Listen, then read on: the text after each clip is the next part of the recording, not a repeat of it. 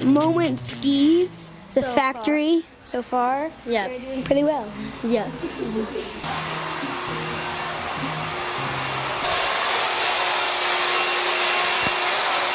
Here's all our wood. We use 3 different types of wood: aspen, ash, and pine. If you come over here, this is where it all starts. We take the wood, we layer it up, and these are the wood blocks. We glue them together, press them until they're cured and ready to go. They come out like this, and they're obviously thicker, but then we lay them down on its side, and then it gets fed right through there and cut out into something about this thick. And this is a pair of skis right here that's going to get cut out. Run through this machine here, and this is where we thin it out to the exact dimension of the ski that we're trying to make. We use these reverse molds. When you put them on here and feed them through the planer, they get cut to the exact dimension. They come out looking like this. And you can see that the thickness varies. See how it gets thin and thick? Like the Moment Skis. Yeah. That's what this mold does. Is it gives it the varying thickness right here.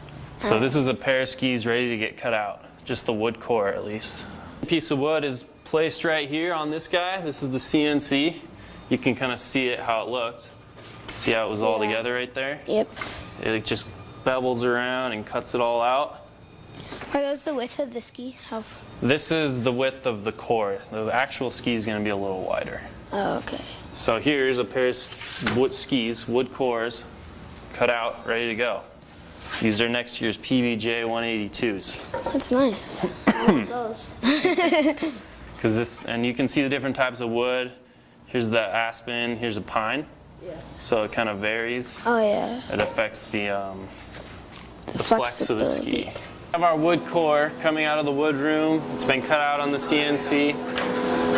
Have it here. We stick some double-sided tape on there, and then we can attach our sidewall, the UHMW sidewall, to keep the elements from getting into the wood core and breaking it down, you know, water, that kind of stuff.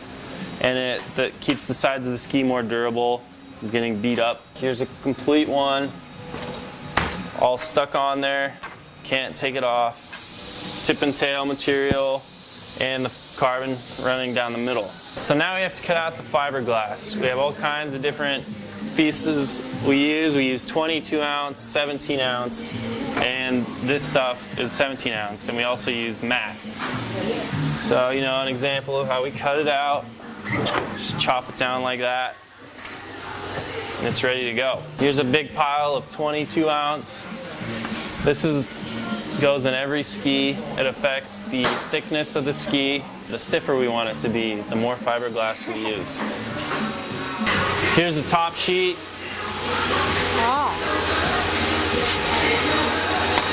This is a bibby top sheet. It's ready to go and be put up in the press. Which way does it go? Right like that. We have our cores and our fiberglass and our bases ready to go. These guys are layering it all up, soaking the epoxy resin, soaking everything in epoxy resin. You can see the fiberglass, the core. There's a base material under there. Is this paper? No, it's plastic. Oh. It's the same material as the sidewall. So after that's all layered up, he's going to put some more fiberglass and then the top sheet. He's going to put another piece of this metal right on top, sandwich it together, and stuff it right in the press. All right, so you want to go in here, you can see that's where the ski is going to be put in there. Then these air tubes get full of air, and these red pads you see here, that's where the heat comes from. Those get really hot. So the heat and pressure is going to allow the epoxy to get pushed into every little crack of the ski, and it's going to harden up like cement. When it squishes, does the glue come out like that? Yeah, you can see the glue kind of pours out. That's just from the pressure. Is that all dry like an icicle? Yeah, it's hard. It's kind of sticky. Looking like this, They look a little rough on the edges, so then we got to take them over there and get them cut out and smooth and ready to go. You can see him cutting them out on the bandsaw. This is very loud. Yeah, it's very loud. I'll get run through the stone grinder. That'll flatten out the base, give it a nice texture, and then they go through the edge grinder. Sharpens the edges, gets them ready to go.